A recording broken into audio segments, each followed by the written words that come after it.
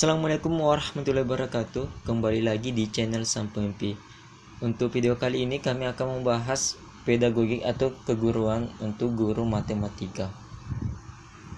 Sebelum kami membahasnya, teman-teman jangan lupa untuk selalu mendukung channel ini dengan cara mengklik tombol subscribe dan membunyikan lonceng notifikasi untuk channel ini agar teman-teman tidak ketinggalan untuk video-video selanjutnya.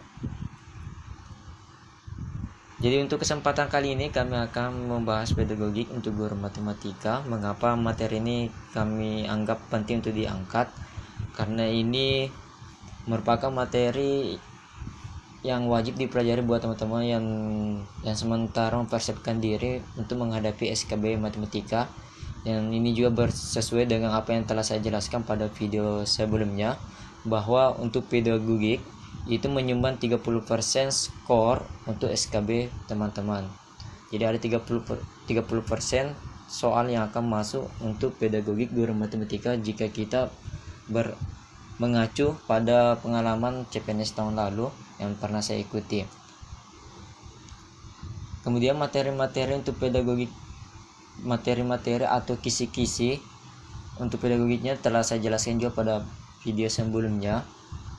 Ya, ada beberapa kisi-kisi atau poin-poin penting yang teman-teman harus persiapkan dalam mempelajari pedagogik guru matematika. Jadi untuk video kali ini saya cuma memberikan gambaran bagaimana tingkat kesulitan soal-soal pedagogik terkhusus guru matematika. Oke, langsung saja kita masuk ke pembahasan soalnya.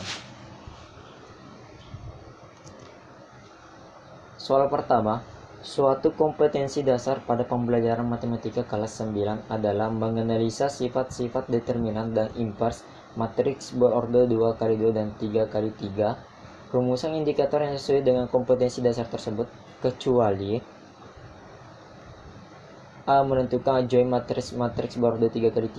B. Mengidentifikasi matriks singular. C. Menentukan kofaktor matriks berorder 2x2. D. Menentukan minor matriks berorder 3x3. E. Memahami hubungan matriks identitas dan invers matriks.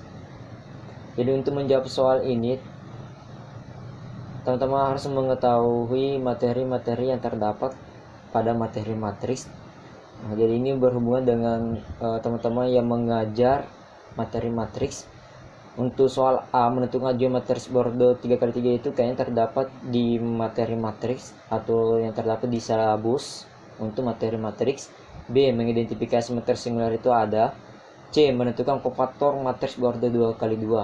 Kayaknya untuk C ini tidak ada, karena untuk menentukan kofaktor atau materi kofaktor itu terletak di matriks 3x3. Jadi di sini jawabannya adalah C.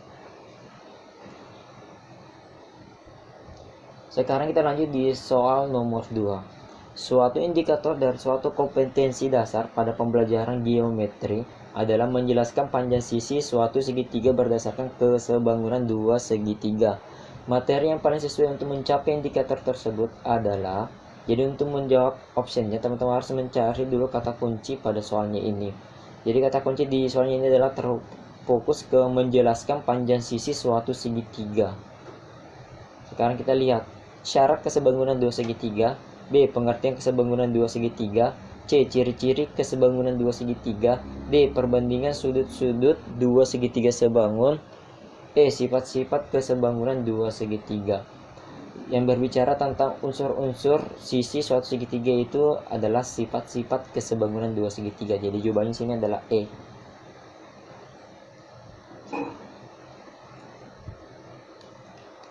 Soal ketiga. Suatu indikator dari materi sistem koordinat ialah menentukan kedudukan garis yang sejajar dengan sumbu X.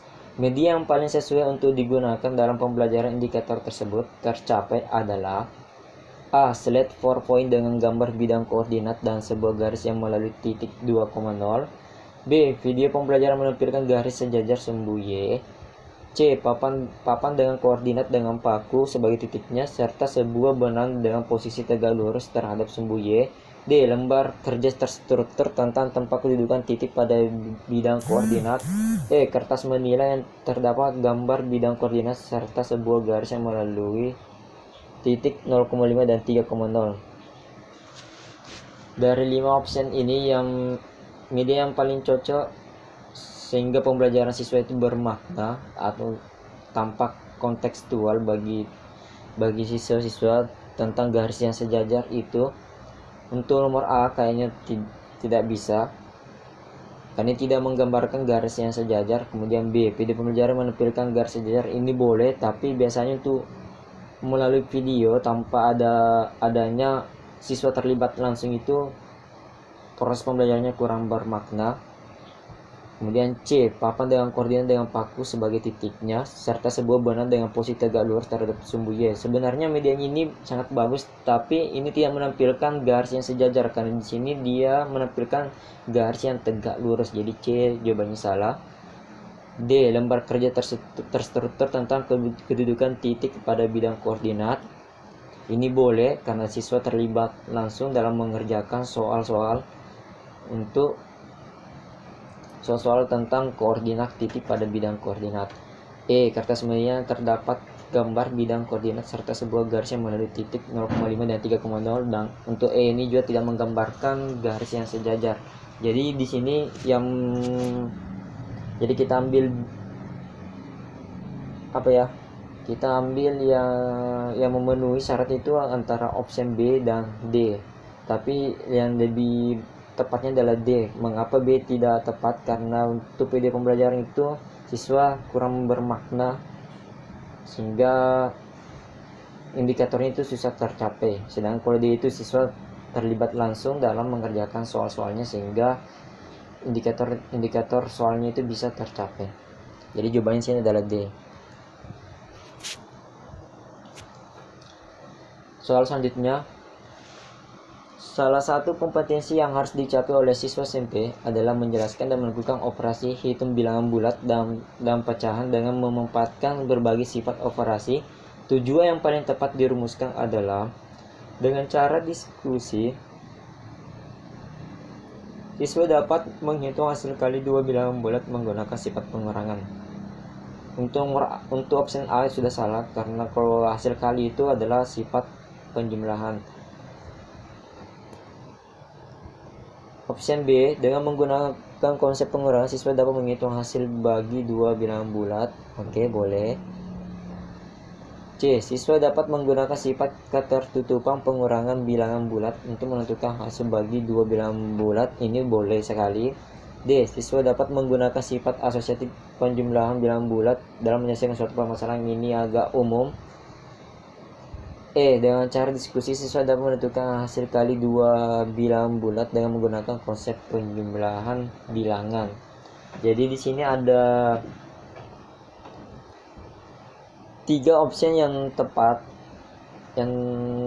yang sesuai dengan soalnya, tapi ada yang paling tepat karena untuk soal-soal pedagogi itu soalnya pasti ada yang hampir sama jawabannya antara soal B, C, E itu hampir jawabannya benar, tapi di sini saya terfokus ke jawabannya C. Jadi untuk soal ini jawabannya adalah C, yaitu siswa dapat menggunakan sifat ketertutupan pengurangan bilangan bulat untuk menentukan hasil bagi dua bilangan bulat. Mengapa saya pilih C? Di sini untuk mencari hasil bagi dua bilangan bulat itu pasti menggunakan pengurangan, kemudian harus juga menggunakan sifat ketertutupan dari operasi pengurangan itu. Jadi jawabannya C, padahal tadi B itu juga menggunakan konsep pengurangan, tapi dia cuma konsep, tidak lebih terkhusus karena dia agak umum. Itu juga E itu agak umum sekali, semua menggunakan konsep yang lebih khusus.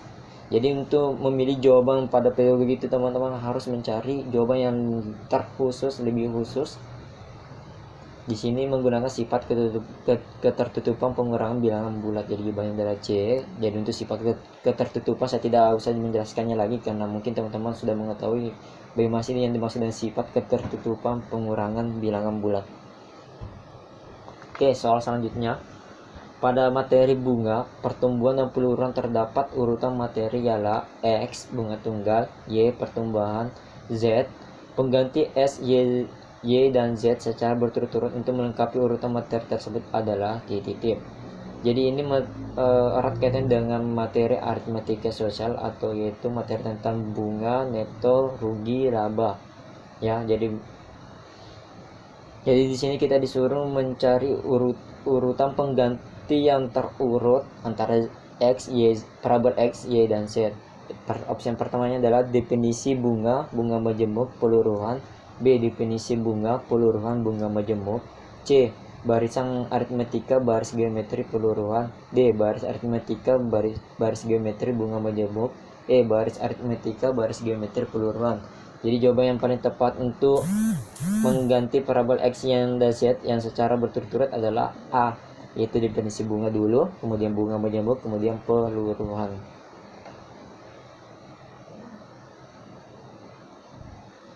Soal selanjutnya, diketahui judul PTK penerapan problem forcing untuk meningkatkan kemampuan berpikir kritis siswa kelas 7A SMP negeri titik.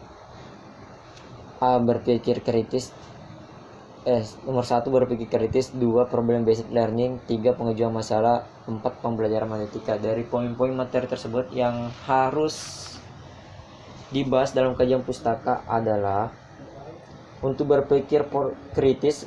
Untuk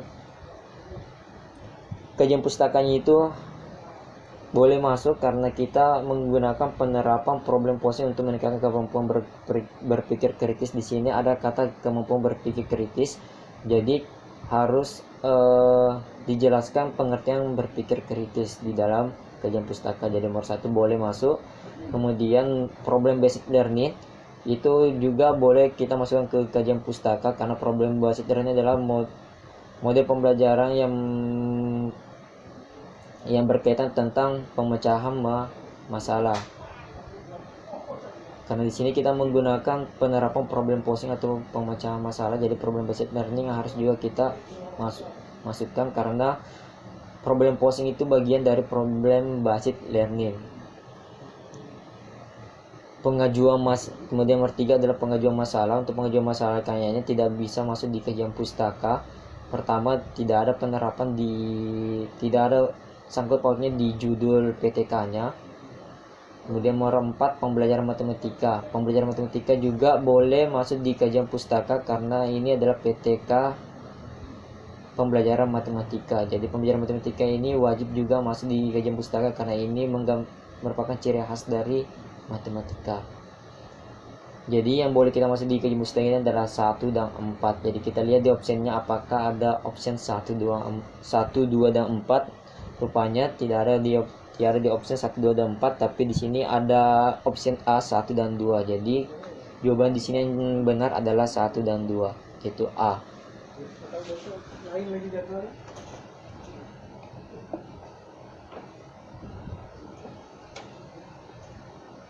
Oke, soal selanjutnya.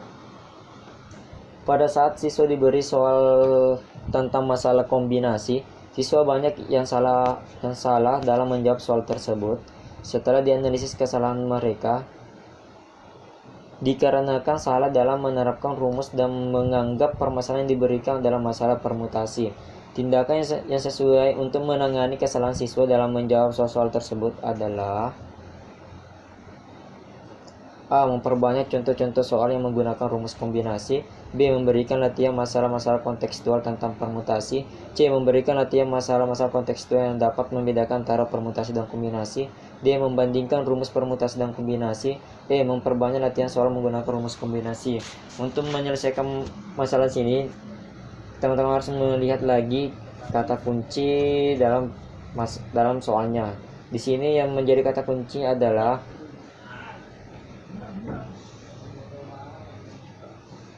siswa salah dalam penerapan rumus karena permasalahannya mereka anggap itu adalah permasalahan permutasi, itu kata kuncinya. Jadi untuk menyelesaikan masalah ini, jawaban yang paling cocok adalah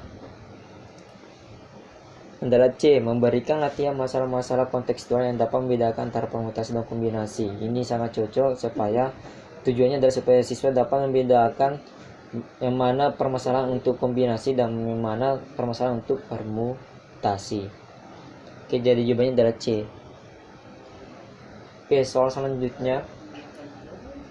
Dalam sebuah kelas, mayoritas siswa kurang aktif mengikuti pembelajaran sehingga siswa terlihat sering mengantuk ketika mengikuti pembelajaran di antara PTK berikut. Yang sesuai dengan permasalahan ialah A. Meningkatkan keaktifan siswa melalui pendekatan pembelajaran matematika realistik. B. Membandingkan keaktifan siswa sebelum dan sesudah penerapan pendekatan pembelajaran matematika realistik. C. Mengembangkan perangkat pembelajaran dengan menggunakan pendekatan pembelajaran matematika realistik. D. Mendeskripsikan faktor-faktor yang mempengaruhi keaktifan siswa dalam pembelajaran. E. Mendeskripsikan faktor-faktor yang mempengaruhi rendahnya prestasi belajar matematika. Jadi untuk menjawab soal ini, teman-teman harus mencari lagi kata kuncinya atau permasalahan dalam soalnya. Permasalahan dalam soalnya sini adalah kurangnya keaktifan siswa dalam proses pembelajaran. Jadi tujuan pembelajaran yang cocok adalah yang paling benar di sini antara 5 opsi adalah A, yaitu meningkatkan keaktifan siswa, karena permasalahannya adalah kurangnya keaktifan siswa. Jadi tujuan yang harus dicapai adalah meningkatkan keaktifan siswa. Jadi jawabannya adalah A. Oke, soal selanjutnya. Diketahui bahwa pada suatu segitiga siku-siku, kuadrat sisi miring sama dengan jumlah kuadrat sisi yang lain dalam segitiga tersebut. Soal yang paling cocok untuk mengukur penguasaan konsep tersebut adalah A. Sebutkan 3 bilangan yang merupakan triple Pythagoras. Itu kayaknya tidak cocok karena tidak berhubungan tentang hubungan atau mengecek salah satu sisi pada segitiga siku-siku. B. Suatu segitiga ABC mempunyai sisi 12 cm, 13 cm, dan 15 cm. Apakah segitiga tersebut merupakan segitiga siku-siku? Ini boleh. Kemudian C. Suatu segitiga ABC mempunyai sisi A sama dengan 2 cm, B sama dengan 3 cm, dan C sama dengan 25 cm. Apakah C merupakan sisi miring segitiga tersebut? C juga boleh untuk menjawab pertanyaannya. Kemudian D. Sebutkan rumus Pythagoras. Itu ini salah. E. Tuliskan teorema Pythagoras. ini juga salah. Jadi di sini antara B dan C. Tapi yang paling mengena untuk mengukur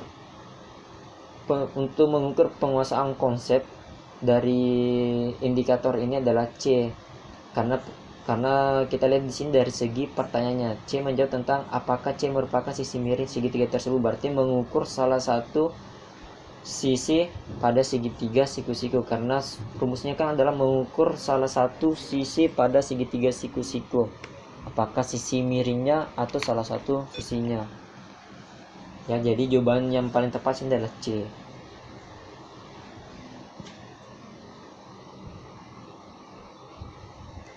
Oke, soal selanjutnya. Dalam sebuah pembelajaran tentang bentuk aljabar, 2A tambah 3B diilustrasikan oleh siswa sebagai penjumlahan 2 buah apel dan 3 buah jeruk. Siswa lain mengilustrasikan jumlahan dari buah apel yang berada pada 2 kardus besar dan 3 kardus kotak kecil. Tindakan yang tepat yang dapat dilakukan oleh guru untuk menangani perbedaan pendapat siswa tersebut ialah A. Menjelaskan bahwa kedua jawaban tersebut benar. B. Meminta siswa untuk melihat kembali tentang definisi variabel. C. Meminta siswa untuk melihat kembali unsur dari bentuk aljabar. D. Memberikan soal lain agar siswa dapat mendapatkan pola. E. Memberikan selamat bagi siswa yang menjawab dengan benar. Jadi untuk menjawab soal ini, teman-teman harus juga mencari dulu permasalahan dari soal ini atau mencari kata kunci dari soalnya. Kata kunci dari soal ini adalah terjadinya perbedaan pendapat, yang mana pendapat pertama mengilustrasikan jumlahan dari buah apel yang berada pada ilustrasi pertamanya adalah siswa sebagai jumlahan 2 buah apel dan 3 buah jeruk. Itu ilustrasi pertamanya. Kemudian ilustrasi keduanya adalah jumlahan dari buah apel yang berada pada 2 kardus besar dan 3 kardus kotak kecil. Jadi untuk ilustrasi pertama itu sudah benar, karena variabel kali ini menyangkut tentang variabel, yang mana A dan B ini adalah variabel. Jadi untuk ilustrasi pertama itu sudah benar, apel dan jeruk. Sedangkan untuk ilustrasi kedua ini salah karena dia mengambil variabel apel semua. Jadi itu satu variabel. Jadi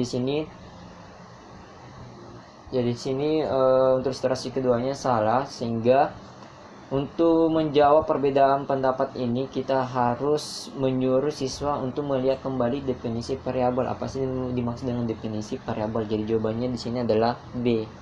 meminta siswa untuk melihat kembali tentang definisi variabel.